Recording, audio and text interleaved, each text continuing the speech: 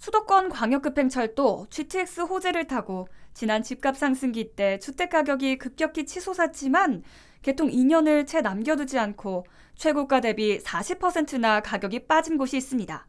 바로 파주 운정신도시입니다. 파주 운정신도시 집값은 지난 2년간 날개를 달았다는 말이 나올 정도로 무섭게 치솟았는데요. 당시에 파주까지도 집값이 이렇게 오르는 게 말이 돼? 이런 얘기들이 나오곤 했었죠. 운정신도시에는 국민평형 30평대 가격이 10억 원 가까이 육박했었습니다. 한국부동산원 자료에 따르면 부동산 상승기였던 2020년부터 2021년까지 2년간 파주시 아파트 매매 가격 상승률은 26.6%였습니다. 당시 전국 아파트 매매 가격 22.3% 상승률보다 상승률이 더 높았는데요. 하지만 부동산 침체기가 본격화했던 지난해 파주시 아파트 매매 가격은 6% 하락률을 기록했습니다. 올해 전국 아파트 하락률이 4.8%인 점을 감안하면 전국 아파트 하락률보다 더 가파른 낙폭을 보인 겁니다. 오를 땐 더 올랐고 떨어질 땐 더 떨어진 겁니다. 최근 파주 운정신도시에는 아파트 가격이 이전 최고가 대비 30%에서 40% 내린 금액에 체결되는 경우가 속출하고 있습니다. 파주에서 GTX 호재 3대장 단지로 불리는 힐스테이트 운정, 센트럴 푸르지오, 운정 아이파크 모두 GTX 호재에 본격적으로 올라타기 직전인 2020년 상반기 시세로 회귀하는 모습입니다. GTX의 운정역과 가장 가까운 곳부터 살펴보겠습니다. 운정 신도시 센트럴 푸르지오 전용 84제곱미터는 지난달 5억 9,900만 원에 거래됐습니다. 2021년 10월 거래된 최고가인 9억 4천만 원보다 3억 4,100만 원 내린 가격입니다. 최고가 대비 36% 떨어진 가격입니다. 운정 신도시 센트럴 푸르지오의 분양가는 2015년 공급 당시 3.3제곱미터당 평균 1,020만 원으로 3억 5천만 원을 밑도는 가격이었습니다. 고점 대비 36% 떨어진 가격이지만 분양가와 비교하면 2억 4,900만 원 정도 높은 가격입니다. 떨어졌다고 하지만 분양가를 한참 웃도는 수준입니다. 센트럴 푸르지오와 바로 맞닿아 있는 운정 신도시 아이파크 역시 전용 84제곱미터 기준으로 지난달 6억 원에 팔렸습니다.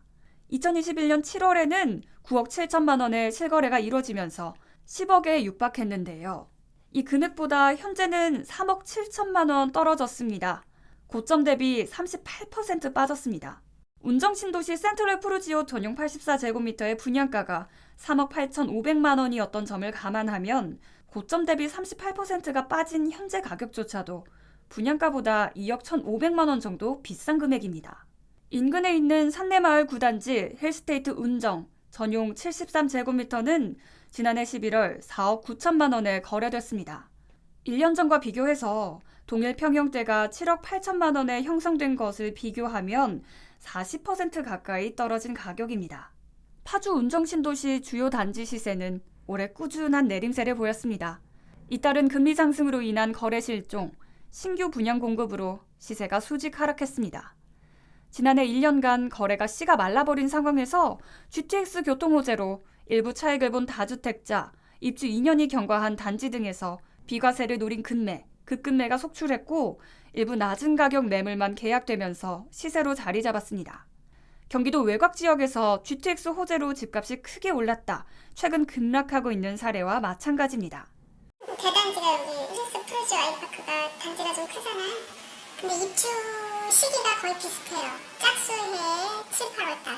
그러니까 나오는 물량들이 좀 많죠. 그때 새 안고 있거나 또는 비과세 기간이 있거나 이런 게 중첩되는 세대들이 많다 보니까 물량이 좀 많아졌다는 거. 그리고 주변에 분양하는 데가 되게 많았었어요. 최근 수요자들이 계약까지는 나서지 않았지만 집값이 크게 떨어지자 매수 문의는 조금씩 늘고 있는 모습입니다. 실제로 현장을 찾아 방문한 부동산에서도 갭 투자에 대한 상담 전화를 받고 있는 모습도 여러 번 확인할 수 있었는데요. 어제도 갭 투자를 계약했잖아요. 어제도 우리 아이파크 84가 이제 9억, 10억까지 가다가 6억대로 떨어졌어요. 힐스테이트의 그 작은 평수 사시는 분이 갭 투자로 해서 6억 3천에 이제 매매를 했어. 전문가들은 수도권 광역급행철도 GTX A 노선은 사업에 속도를 내고 있지만 고금리가 이어지고 수요가 급감한 상황에서 교통호재가 당장의 집값 반등을 견인하는 요소로 작용하기는 힘들다는 의견을 보였습니다. 금리 상승이 멈추고 GTX-A 개통 시점이 다가올 시점에 이르면 역세권 단지들을 중심으로 다시 집값이 오를 수도 있을 것이라는 전망도 나옵니다.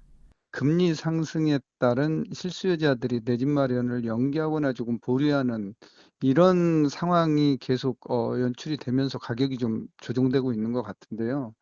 만약에 금리 인하 시그널이 있다라고 하면은 실수요자들은 광역 교통망이 연결되는 지역, 파주, 운정, 신도시와 같은 이런 지역에 내 집 마련하려고 하겠죠. 다만 GTX-A 노선의 경우 2024년 개통하더라도 서울 삼성역을 이용할 수 없다는 점이 문제입니다. 이달 3일 발표된 2023년 국토교통부 업무 보고 자료에 따르면 GTX-A의 경우 2024년 하반기에 운정 서울역 구간을 개통하고 2025년 하반기에 전 구간을 개통할 예정입니다. 하지만 삼성역은 영동대로 환승센터 개발 사업으로 인해 2028년에 개통될 예정인데요. GTX-A 노선이 개통된다고 하더라도 당분간 파주 운정 신도시에서 강남권으로 한 번에 진입하기는 어렵습니다.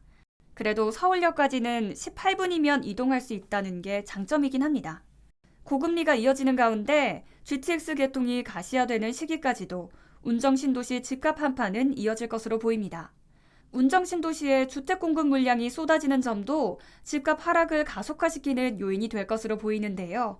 이미 지난해 운정 신도시 1, 2지구에 6만 4천여 가구가 입주했고 3지구에는 내년부터 3만 9천여 가구가 입주할 예정입니다.